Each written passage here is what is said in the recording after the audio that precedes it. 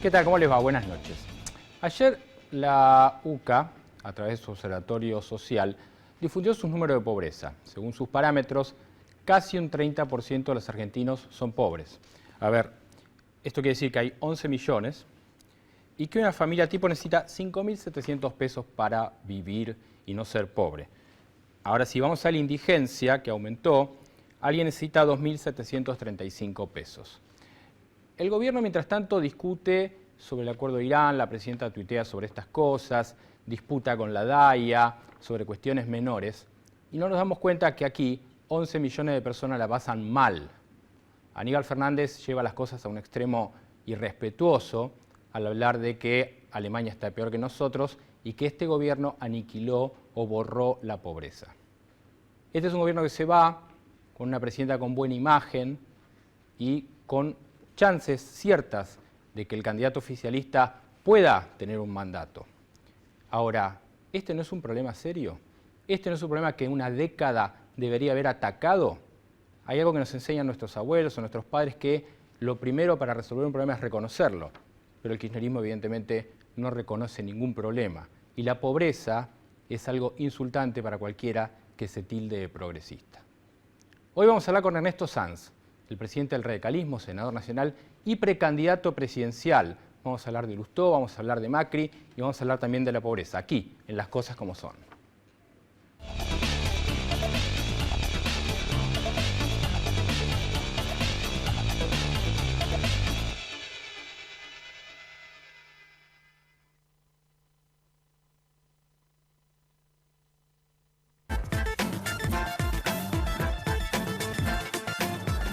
Tenemos una legislatura más participativa, más comprometida con la ciudad.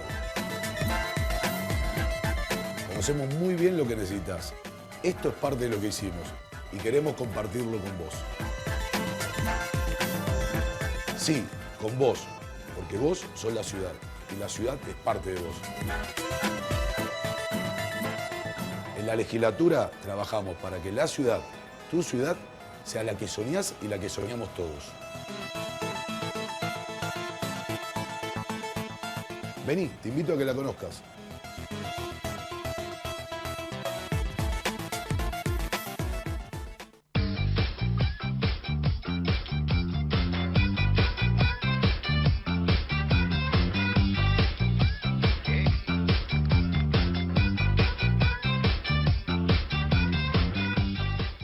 Nuestro desafío, ¿cuál fue? Acercar la salud a la gente y la gente a la salud. Por eso creamos UPA 24 horas. Buenos Aires, Gobernación Daniel Scioli.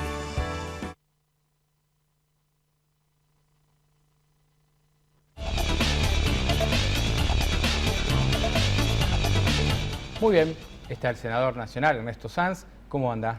¿Qué tal, Pablo? Un gusto. A ver, primero, antes de meternos en la política, hablo de un tema político, pero muy grave, que yo recién me refería a la pobreza, usted escuchó mi comentario. Estas cifras no son extrañas en un gobierno que presume de ser revolucionario, un montón de cosas, progresistas, que está combinado con otros países de Latinoamérica y sin embargo tener 11 millones de pobres. Pero hay algo peor, que cuando asumió la presidenta en el 2007, el primer momento de la gestión del kirchnerismo con Néstor Kirchner, había bajado esos índices. El gobierno se hizo cargo en el 2003 y del 2003 al 2007 esos índices habían bajado. Fruto de distintas situaciones que uno podrá o no valorar de una manera u otra, pero la economía había generado condiciones para bajar eso. Asumió la presidenta y a partir de ahí los índices subieron y, como usted dice, está dejando el gobierno con más pobres de los que recibió. No debe haber cosa más conservadora, más reaccionaria, más de derecha, más retrógrada que recibir un país con X cantidad de personas en situación de pobreza y entregarlo con más. Digo, esto desmiente el relato por todos lados. Esto es más o menos como cuando se dice el gobierno tiene una imagen superlativa y va a ganar las elecciones en primera vuelta, y cuando después uno va al resultado de las urnas, que hasta aquí, hasta lo que llevamos de tiempo, el 40% de los argentinos ya votó, uno advierte que en ese 40% solo uno de cada 3 argentinos votó al gobierno y 2 de cada 3 votaron en contra del gobierno. Entonces, conclusión, la realidad es mucho más fuerte que cualquier relato. Ahora, lo que falta igualmente es la gran batalla, donde se concentra el 40% de los votos, que es la provincia de Buenos Aires, pero allí me llama la atención que Aníbal Fernández, uno de los 2 candidatos a ser gobernador, es el hombre que ha dicho que Argentina erradicó la pobreza. ¿Cómo se puede ser candidato en la provincia de Buenos Aires diciendo una cosa así? Bueno, a él le pagan un sueldo para que todas las mañanas, de 7 a 8, creo, justifique lo injustificable, ¿no? O sea, todo lo que hay dando vuelta para justificar al gobierno, lo justifica. El problema es que cuando justifica esto, o trata de justificar esto, está lesionando esa relación con el ciudadano común que ve la realidad todos los días. Si va a ser o no candidato y cómo le va a ir, la verdad que nosotros muy contentos con la fórmula Vidal, Daniel Salvador, María Eugenia Vidal, Daniel Salvador, que por otra parte está recorriendo la provincia, le está yendo muy bien y es la verdadera propuesta de cambio en una provincia en donde, si hay un lugar en la Argentina donde hace falta cambiar, donde hace falta mejorar, salir de un esquema clientelar que ha convertido a los pobres en pobres para toda la vida, es precisamente en la provincia de Buenos Aires. Ahora, Sanz, usted es precandidato presidencial, va a disputar con Macri y con Carrió.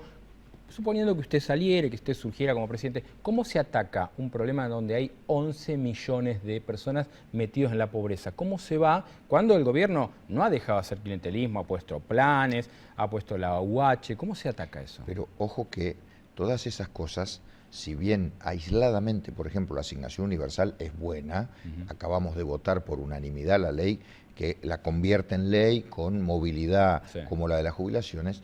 Si uno esto lo ve aisladamente, no va a poder nunca erradicar la pobreza. Por eso es que este gobierno, en lugar de erradicar la pobreza, se dedica a administrarla, porque no le interesa que los pobres dejen de ser tales para convertirse en una clase media potente, pujante, de progreso.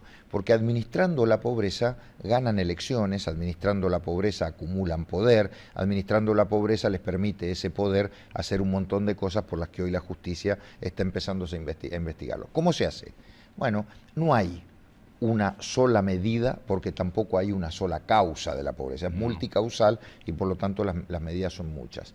Lo que creo es que, primero, hay que tomar la decisión política de romper con esta cultura de administrar la pobreza. Esa es la primera. Segundo, y un gobierno populista no lo va a hacer nunca, porque precisamente se nutre de esto. Sí. La segunda cuestión, hay que meter mano en la economía, hasta acá, para poder combatir los efectos perniciosos de una economía que no crece, que no genera empleo, que no genera desarrollo y por lo tanto no genera riqueza permanente, estable, no un crecimiento volátil como ha habido en estos años. O sea que se arranca con medidas económicas. Medidas económicas. Combatir la inflación.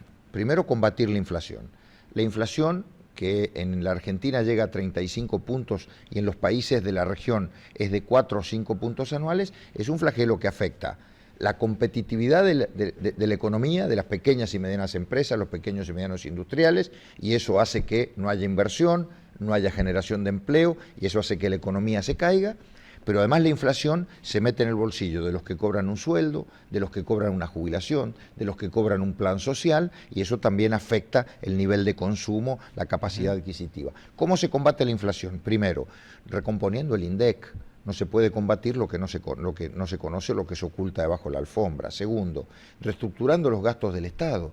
Hay inflación porque hace muchos años este gobierno, que supo tener superávit fiscal, es decir, que había más plata que ingresaba que la que se gastaba, y había ahorro, había reservas, desde hace muchos años pasó a tener déficit fiscal. Y el déficit primero lo financió con la plata de los jubilados, hasta que se agotó. Después con la plata del Banco Nación, se agotó. Después con la reserva del Banco Central, se agotó. ¿Y ahora con qué la está financiando? Con la maquinita hacer billetes. Ahora, cuesta creer igualmente que siempre uno imagina y los políticos ve que se van los que estaban y vienen otros y lo que termina haciendo es más empleados, más burocracia del Estado, secretaría, subsecretaría y todo eso. Pero a ver, lo que hay que computar en estos años es que en estos años las condiciones objetivas daban para otra cosa. El mundo miraba a la Argentina y la miró a la Argentina, precios internacionales extraordinarios, el campo y la agroindustria que apostaron a nuevas condiciones de crecimiento y le brindaron a este gobierno miles y miles de millones de recursos. Entonces no hay que verlo desde un contexto aislado, sino decir, bueno, este gobierno tuvo las condiciones para poder salir de los problemas estructurales que arrastra la Argentina hace muchos años, como es la pobreza, la desigualdad, el fenómeno del conurbano, la marginalidad en los grandes centros urbanos. Pero además de eso, no salió de esos temas, sino que le agregó nuevos temas. Por ejemplo, el narcotráfico. El avance del narcotráfico no existía hace 10 años, 12 años, cuando asumió el kirchnerismo. La Argentina era un país solamente de tránsito de droga. Hoy es de tránsito, de consumo y de producción, a pesar de lo que dice también Aníbal Fernández, ¿no? Ahora, usted también como Solá o como el propio Espinosa lo dijo hoy, ¿cree que un posible Aníbal Fernández gobernador es más droga en la Argentina? Bueno, fue el funcionario que a cargo de los ministerios que estaban encargados de combatir el narcotráfico, en estos 12 años, por acción o por omisión, no hicieron absolutamente nada y entonces ahí tenemos el avance del narcotráfico que, insisto, transformó a la Argentina de ser un país solo de tránsito, ahora es de consumo y ahora es de producción. Durante la época de este gobierno fue que la Cedronar permitió la importación de efedrina, que estaba permitida solo en un porcentaje menor para ser utilizado por la industria farmacéutica para fabricar drogas legales. Bueno, se permitió 10 veces más el ingreso de efedrina y que con eso se fabricaron drogas sintéticas que luego se exportaron de la Argentina al mundo. O sea que también le agregamos la condición de país exportador de drogas sintéticas. La verdad, una vergüenza. Entonces, ¿a Aníbal Fernández hay que tenerle miedo? Al gobierno, en la continuidad, más allá de las personas o de los personajes, al gobierno hay que tenerle miedo en la continuidad. ¿Qué significa continuidad? Los otros días lo escuché a Kicillof en términos económicos. Si gana Scioli, o dijo Kicillof, si seguimos en el gobierno, vamos a seguir con el mismo plan. Más o menos lo mismo. Dijo. Claro, más o menos lo mismo. Inflación de 35 puntos, pérdida de rentabilidad, un tipo de cambio deprimido, caída del empleo privado que se pretende reemplazar por empleo público improductivo, aislamiento con el mundo. ¿Eso es más de lo mismo en economía? Bueno, vamos a lo institucional. ¿Qué es más de lo mismo? ¿Qué es continuidad? Un ataque a la justicia y a la independencia de la justicia para poner fiscales y jueces afines que garanticen impunidad, tener al Congreso como una escribanía, el federalismo devaluado, toda la concentración de recursos en el poder central, a punto tal que terminamos un periodo con el 76% de los recursos totales del Estado en manos del gobierno nacional. Un intendente de cualquier pueblo del país, si quiere hacer cordón, cuneta y banquina, obra elemental en los municipios, tiene que venir a golpear la puerta del ministro de Planificación debido para pedirle permiso para hacer esa obra y entonces debido, con la plata que es de las provincias, que se queda el gobierno nacional, discrecionalmente le dice a vos sí, a vos no, federalismo devaluado. Eso es más de lo mismo. Ahora, usted ahí hablábamos del miedo y apareció una idea que algunos analistas tienen, que es que la gente quiere cambiar, algún sector de la gente quiere cambiar, pero que aparece el miedo. ¿A qué viene después? Entonces yo digo, un eventual gobierno suyo, de Carrió o de Macri, o de ustedes juntos unidos, sin gobernadores mayoritariamente adherentes, sin mayoría en el Congreso y el Senado, ¿no hay un motivo para decir, bueno, ¿tendrá poder ese próximo gobierno? Primero, nadie puede tener miedo a que las cosas cambien cuando se vive una situación como la actual, con un ajuste económico que hoy existe, el ajuste, muchas veces dice el miedo al ajuste que posiblemente podría venir. No, el ajuste está hoy. Con una inflación de 35 puntos, el ajuste está hoy, con una economía que cruje por todos lados, las economías regionales en crisis, el ajuste está hoy. Entonces, miedo al futuro con un presente de esta naturaleza no se puede tener. En segundo lugar, nosotros hemos construido un frente que tiene un vínculo a través de una columna vertebral respecto a qué Argentina queremos. Primero queremos una Argentina que recupere normalidad en la economía. ¿Se puede hacer esto? Sí. ¿Hay una receta mágica para esto? No. ¿Cómo se puede hacer? Bueno, destrabando y desbrozando el camino de todos los obstáculos que hay en la economía. A ver, ¿por qué se prohíben las importaciones? Se prohíben las importaciones y se prohíben las exportaciones de carne, de trigo y demás, generando una afectación a todo el sistema agroalimentario, porque no hay dólares, porque no hay confianza, porque no hay reservas. Eso un gobierno con un shock de confianza desde el primer día lo puede empezar a revertir. ¿Por qué los empresarios en la Argentina no invierten o por qué no vienen inversiones de afuera que se van a los países de alrededor, Brasil, Chile, Uruguay? ¿Qué les ofrecen ellos que nosotros no le ofrecemos? Previsibilidad, reglas de juego, estabilidad. Bueno, eso es tan difícil de cumplir. ¿Con un Congreso adverso o sin la mayoría no es difícil eso? No, para nada, porque el sistema político en la Argentina, el que viene, nos pone a todos ante un enorme desafío que también lo tendría el gobierno si ganara. Nadie va a tener mayoría por sí solo, nadie. Por lo tanto, nos obliga a buscar acuerdos, a buscar consensos. Entonces, la pregunta es, ¿quiénes están más en condiciones de buscar acuerdos? ¿El gobierno que dividió, enfrentó y fracturó a la sociedad? ¿O algunos de nosotros, en este caso yo mire, ¿cómo será que el lema mío es el poder de la unión? El poder de la unión, porque creo que frente a la fractura de la Argentina y la división de estos años, lo que viene es una Argentina unida e integrada. Entonces, ¿quiénes estamos en mejores condiciones? Creo que nosotros. Bien, usted es radical de toda la vida, diríamos. Antes quizás la imagen de un Macri o el apellido Macri era un símbolo quizás muy de la derecha, del privado apropiándose del Estado, y ha pasado un montón y Macri ha cambiado. ¿Cómo lo ve a Macri, al aliado político suyo hoy? Mire, nosotros hemos hecho una construcción que está más allá de estos prejuicios de izquierdas y derechas. Digo porque la verdadera paradoja o la verdadera pelea que hay en la Argentina de estos tiempos no es izquierda-derecha, sino que es populismo autoritario versus república democrática. Y Macri, Carrió y nosotros formamos parte de ese concepto de república democrática. ¿Que tenemos diferencias? Sí, por eso es que estamos compitiendo. Yo tengo una visión, por ejemplo, federal de la Argentina que probablemente Macri no la tenga, que tiene una visión más centralista. En caso mío, yo llevo un ADN federal por ser radical y ser presidente de mi partido, recorrer la Argentina, tener a mi cargo un partido que tiene volumen territorial en todo el país. Creo que eso es una nota distintiva, pero insisto, Macri, Carrió y yo, los tres y nuestros partidos, formamos parte de un frente porque tenemos la enorme coincidencia de querer instaurar en este país los valores de una república democrática y dejar atrás los valores o los disvalores de un gobierno que nos ha sometido a una decadencia profunda. ¿Y qué pasó entonces en la capital? Porque digo, Lustó salió segundo, le correspondía por la ley ir al balotaje y empezó que sí, que no vayas, que esto, que no corresponde. Digo, ¿qué pasó ahí que hubo ruido incluso entre ustedes? Que Carrió parece que se va a ir a Misiones en lugar de ir a votar. A ver, primero, el balotaje de la capital es una muy buena noticia. Y yo envidio a los ciudadanos de esta ciudad que pueden disfrutar de una segunda vuelta en donde dos candidatos, que son dos buenas personas, que tienen buenos equipos, que tienen buenas propuestas, que son de por sí agentes del cambio a nivel nacional, y que están discutiendo un modelo de gestión para los porteños, a mí me parece que es un debate extraordinario. Y no hay que hacer drama de esto, no hay que hacer drama de ir una segunda vuelta, y me parece que en estos días se está encauzando el debate.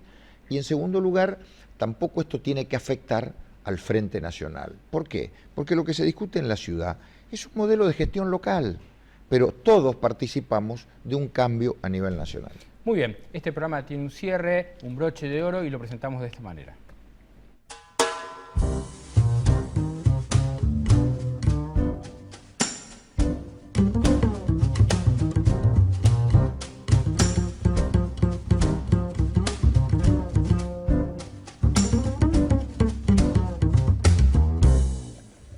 Yo sé, acá me pregunta qué vinito es, me pregunta, yo sé que le gusta el Malbec, que es la cepa preferida de este mendocino, pero bueno, acá yo soy casi el aprendiz, al lado de un hombre de San Rafael.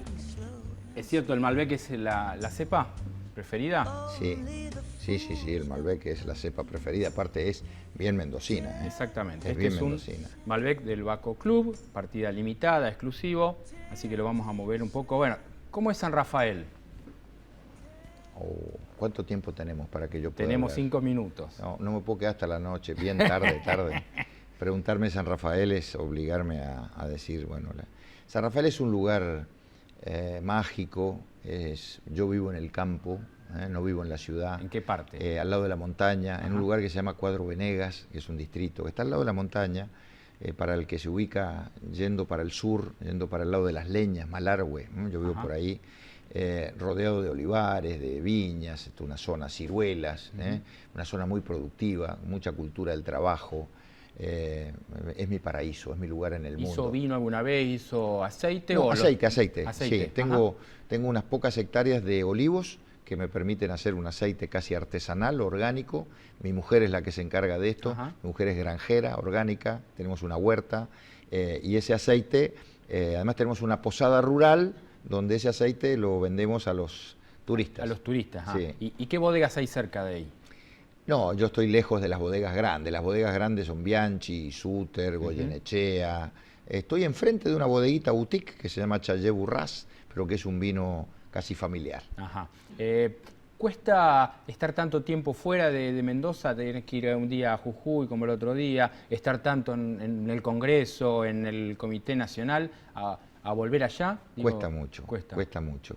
Si hay algo que la política me ha quitado es eso, es el tiempo de estar con mi familia. Soy papá de 2 hijos y abuelo de 2 nietos flamantes, hace un año que nacieron y la verdad es que me cuesta mucho. Pero bueno, tengo una esposa que me acompaña y por eso puedo andar por el país sin extrañar tanto. ¿Los nietos? Tengo un ¿Qué varón. significa el cambio del nieto? Para un político que por ahí están los grandes temas, que va a la televisión, que las radios están desde las 6 y pico llamando. Vos sabés que es una buena pregunta, no me la habían hecho nunca, pero yo hacia adentro yo siento que hay un cambio. Cuando no era abuelo y era padre, es como que tenía el horizonte de las cosas que yo soñaba para la Argentina ahí cerquita, porque era la vida de mis hijos grandes. Ahora amplié el horizonte y ya cada cosa en la que pienso en el futuro, al futuro, cada cosa con la que sueño en la Argentina, ya estoy mirando un poco más allá, que es la vida de mis nietos. A mí me sorprende un poco eso, ¿no? Porque digo, los políticos ven, quizás van a un acto, ven a la gente, pero digo, nosotros que tenemos una vida normal y que uno, no hace falta alejarse mucho de la casa rosada para ver pobreza, digo, pero cuando anda por la calle y ve todo eso, a mí me duele lo de los chicos, ¿no? Me duele ver que es una normalidad que haya chicos viviendo en la calle, chicos pidiendo, chicos tan cerca de la violencia. Vengo del Chaco. Estuve en el Impenetrable, donde aparecieron esas noticias de los chicos muertos por desnutrición.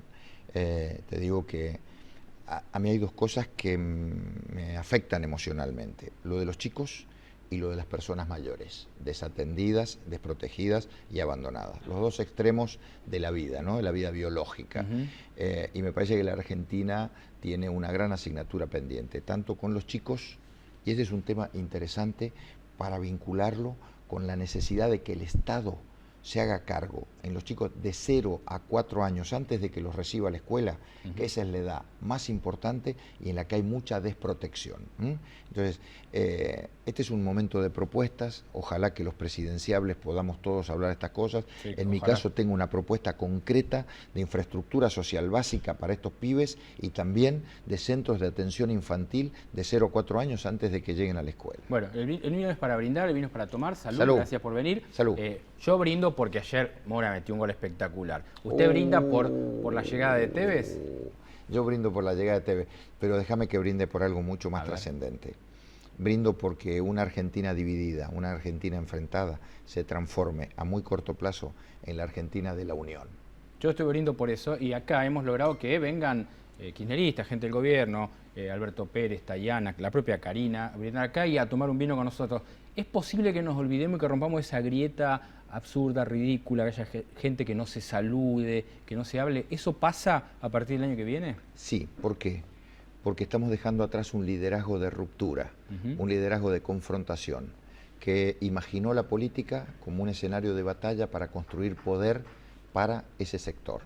Y el liderazgo que viene, el que yo pretendo conducir, pero también reconozco que hay otros que piensan igual que yo, tiene que ser un liderazgo de integración, de unión. Bueno, yo brindo porque a la gente de Mendoza, que hace vino, le vaya mejor con el próximo gobierno también. Uf. Y gracias por esta charla aquí en Muchas Metro. gracias a ustedes. Un bueno, gusto. salud, nos vemos el próximo miércoles y como siempre brindo por Isabela de León.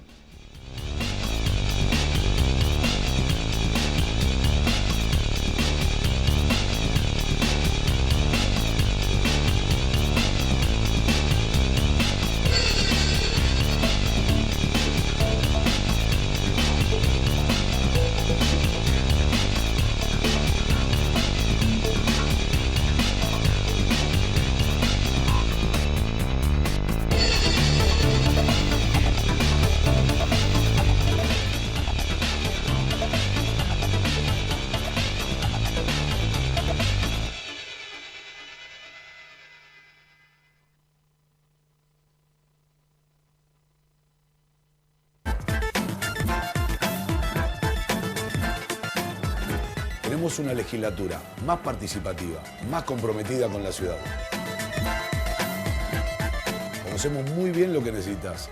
Esto es parte de lo que hicimos y queremos compartirlo con vos. Sí, con vos, porque vos sos la ciudad y la ciudad es parte de vos. En la legislatura trabajamos para que la ciudad, tu ciudad, sea la que soñás y la que soñamos todos. Vení, te invito a que la conozcas.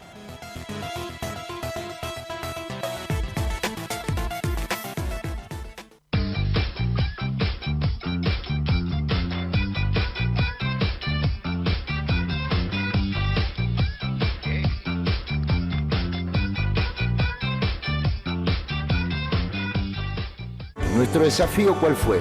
Acercar la salud a la gente y la gente a la salud. Por eso creamos UPA 24 horas. Buenos Aires, Gobernación Daniel Scioli.